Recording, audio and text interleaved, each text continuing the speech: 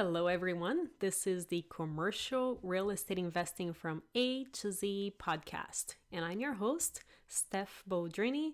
This podcast is for everyone who wants to be part of our real estate family and learn commercial real estate investing from A to Z. I'll be sharing with you tips and tricks for real estate investing while being mentored by a few people with several years of experience. And my goal is to keep things very straightforward because we are all busy. With that, in the last episode, we learned if you should be investing in Silicon Valley, what does the future of office space could look like, and what happened to office spaces during the last downturn. In this episode, we're learning about self-storage. We are interviewing Ryan Gibson, a co-founder of Spartan Investment Group. He focuses on providing self-storage investing opportunities to individual investors. He has organized over $12 million of private equity for his company to fund self-storage and development projects, and he is responsible for investor relations and capital raises for projects. Today, we are learning why you should be investing in self-storage, what are some of the biggest lessons learned when fundraising, how you should select the location to invest, and the biggest challenges with self-storage. Here we go. Ryan, thank you so much for being here with us today. I know you are very busy, so I greatly appreciate it. Why don't we get started with making a case for investing in self-storage? Yeah, so self-storage is something that we looked at back in 2016. We kind of made a pivot from investing in residential real estate. We were building condos and new houses and flipping houses and developing land. We landed on self-storage for a couple of reasons. We liked the operational, how straightforward it was, being operationally easier to manage than, say, a multifamily property. We looked at vacancy trends, rent growth, saturation, and all the things that people like about self-storage. Self-storage was one of the least foreclosed upon asset classes during the last recession. I agree with you. That's what I have been also learning from my research, and that's why we ended up getting connected since I asked a friend of mine who are the top people in self-storage, and she introduced me to you. There is a retail component in self-storage. What would that be?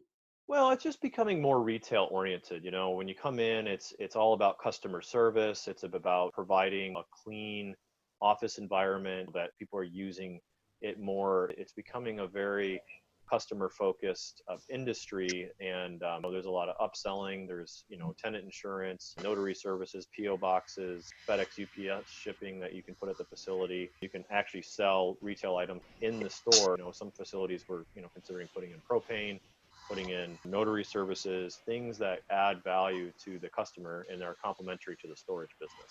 What are some of the biggest lessons that you have learned when fundraising, since you are syndicating deals out? Engage your network.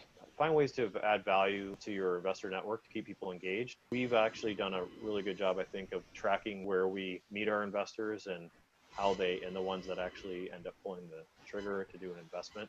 And a lot of our investors are personal relationships, people we used to work with, or people that we knew, friends, neighbors, family, people in sports teams. Scott, my business partner, is in the military, some folks that were in the military with him, people that can kind of know us in different capacities and trust that we're sort of the folks that we can get the job done. The other thing is referrals. We don't really focus on going out and finding investors. We just focus on taking care of the ones that we have. We do go out and try to find new investors, of course, but we really just put a lot of emphasis on the investors that we have currently by sending them monthly updates, and that's really kind of inspired folks to reinvest and also refer friends to invest in our business as well. How do you guys go about deciding where to invest in self-storage? So we focus on 150 MSAs across the United States, and those MSAs have a key component of population growth. Population growth is the number one driver of self-storage utilization. Overall market saturation, job growth, demographics of kind of our ideal consumer with as far as income levels, job placement, migration trends.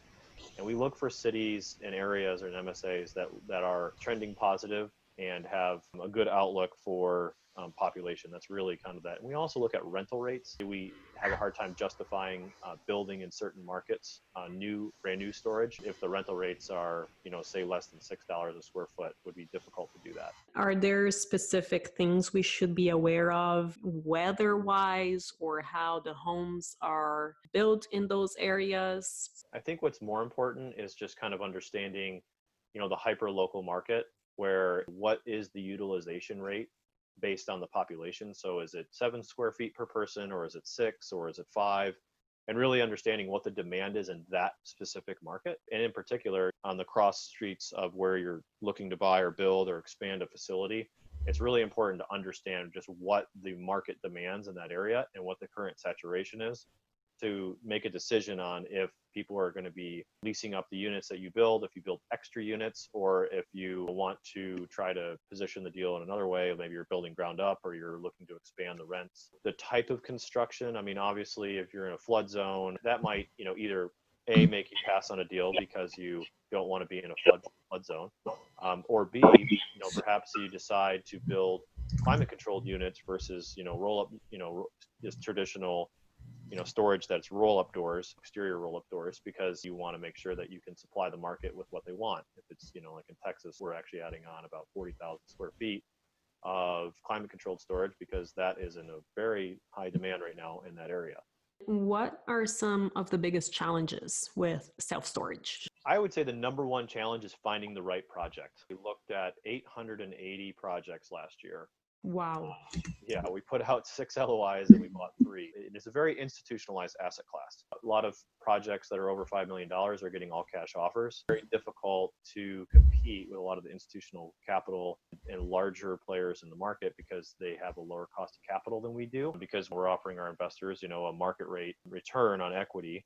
And they have generally a good team of folks that can, find the same data that we're finding. Although I think we're pretty unique in that we can do all of that in house, and we do subscribe to a lot of good data, make fast decisions on this particular area. You may find a great deal that has an existing storage business and plenty of land to expand the storage business on. But then you go to find out that the market is completely saturated with storage, and you can't, if you built that storage, the customers wouldn't come, and you would have an empty building and a lot of, additional encumbrance on the property without the revenue. So it's very important that you understand what the demand is in a certain market before you go and just decide, oh, well, the guy that owns a facility says he's been full and it's really, really popular. But little do you know that you didn't check the building permits in the area. 3 other people building around you and not going to work. So I would probably say that's the biggest challenge. Operationally, there has been challenges. Of course, there's always challenges day to day, but for the most part, we directly run all of our own facilities. We actually do all of our own in-house property management and asset management. And that part of it's fairly straightforward for us. And the construction is very straightforward for us because it's slab on grade, single story buildings for the most part. We do have some multi-story projects. For the ground up development, how long does it take from beginning to end on average? At least 3 years. It also depends on the market, but if you're, getting a challenging entitlement, we're actually nearing the completion of getting full entitlements on a 127,000 square foot facility just south of Seattle. And it takes about 3 years to go from what we say trees to keys. From the time you find the raw dirt to the time that you open your doors is about 3 years. If you're buying an existing facility, say in a relaxed jurisdiction with matter of right, yeah, you can get out there and you can get building permits in a couple of months or maybe less, and then you can build the depending on how large the expansion is, depending on how the site work, what site work is needed, you could go out there and you could have an addition completed in a year or less. It also puts up a very large barrier to entry because if it takes that long to start up a business, you also are putting yourself, you're separating yourself from the competition that may be building behind you. Would it be easy to actually buy, let's say, an industrial building and convert it to self-storage, or it's something that you wouldn't even touch? That's something that's very popular right now. It's a very trending trend right now. A lot of people are doing that, the dark box conversions, converting an old Kmart or Sears or car dealership or something into a self-storage. That is something that the start to finish is a lot less. Obviously, if you have an existing building, you've already got, the stormwater and underground utilities in place. You've already got the walls and the roof and the building already up, and you're basically coming in and retrofitting the interior corridors and looking at, we're actually looking at, I think, 5 or 6 of those conversion opportunities right now, just as of today. And we're looking to kind of pursue that. I recently visited a self-storage facility here in the Bay Area, and the guy not only had the buildings, he also started to buy some metal containers. If we were to buy any self-storage property, do we need permits to put those metal containers on the property and rent them out? It depends on the jurisdiction. It really does. I would definitely check with the local municipality. We do that. We have about a 350-point due diligence checklist before we make a decision on any particular deal. Some jurisdictions will allow you to put down portable containers over easements or in areas where you typically couldn't put a permanent structure. Some areas have restrictions. They don't want to see self-storage doors from the road, or they just don't allow temporary buildings or something. It's rare to find that, but that land may not have the use approved for something like that. So I would just check. I would say, yes, it's definitely possible in areas people do that. And a lot of our portable storage companies that provide those storage containers will help you sometimes often find out if it's feasible in the land that you're purchasing or the storage that you currently own. I would just say it just depends, but it's definitely possible in some areas. Moving on to property manager. How do you select and hire the best property manager, and what do they do all day long? Some folks will hire third-party property management companies like CubeSmart, Extra Space, West Coast Self Storage, Public Storage. They might hire a company like that to come in and do the property management for them, but they're still going to have to hire somebody that works at the desk that, the owner is responsible for covering that expense. But the property manager is going to take a fee, or property management company is going to take a fee, usually 6% of gross revenue, to manage that facility. We do the property management, asset management in-house.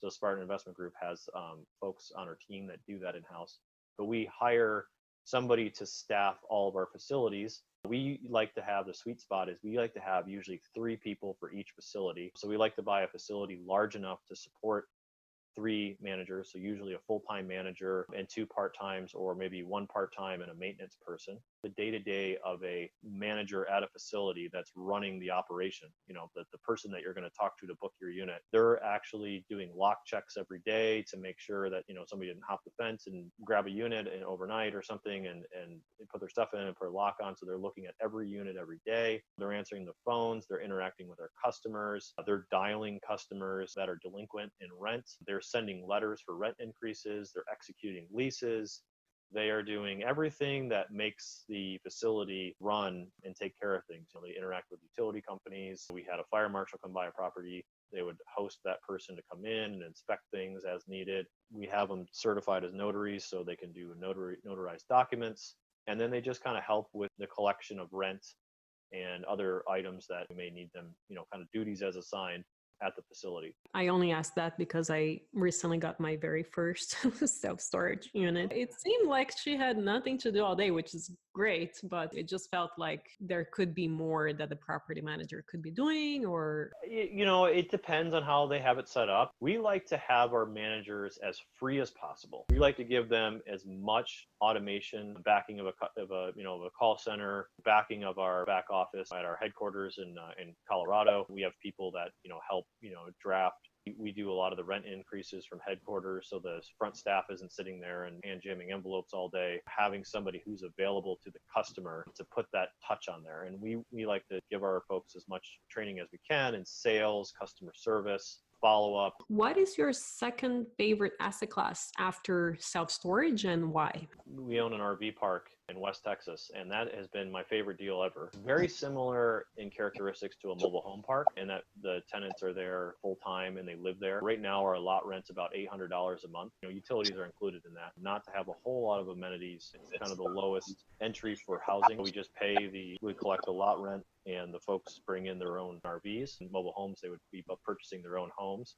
It does well in good times. It does well in bad times. It's something that we're actually in the middle of putting a mobile home park, a brand new mobile home park developments under contract, which is very, very unique because you can't really build mobile homes anymore. They're actually it's a declining asset class. So they're actually taking them away. And, we have an opportunity to potentially have all city water on this too. So it's I think it's a very good asset class, and it's something that a lot of folks are getting into at this point. It does sound very interesting at $800 per month. That is crazy, especially for Texas. Does that attract a lot of trouble tenants, and how do you guys go about dealing with that? Our tenants have been great. We have 116 units. You're going to have issues, but I really love Texas, and people there are just the hardest working people that I know, and they work really hard. A lot of them are in energy and oil. Is there anything else that you think our audience should know? I'd like to stress, again, of self-storage. If you're looking into that asset class, I know that a lot of folks have maybe never heard of it, or maybe they have, or it's becoming more publicly known as something that you can invest in. Just beware that there is a lot of competition in it, and there are a lot of projects that I stress just make sure you do your demand analysis or your feasibility study before you get too far down the road in the project. And how can our listeners get in touch with you? Sure, our website is spartan-investors.com. It's SPARTAN-investors.com, or you can just email me at Ryan, RYAN, at Spartan-investors.com. Thank you so much for your generosity. This is such a wealth of information, and I got a ton out of it. So I really appreciate your time, and I hope a few people get in touch with you to learn a bit more about what you guys are doing. Thank you so much for having me. Today we learned why you should be investing in self-storage, what are some of the biggest lessons learned when fundraising, how you should select the best location to invest, as well as what are some of the biggest challenges with self-storage. If you have any friends or family members who would be interested in learning more about commercial real estate investing, make sure to share this podcast with them, and I will see you next time.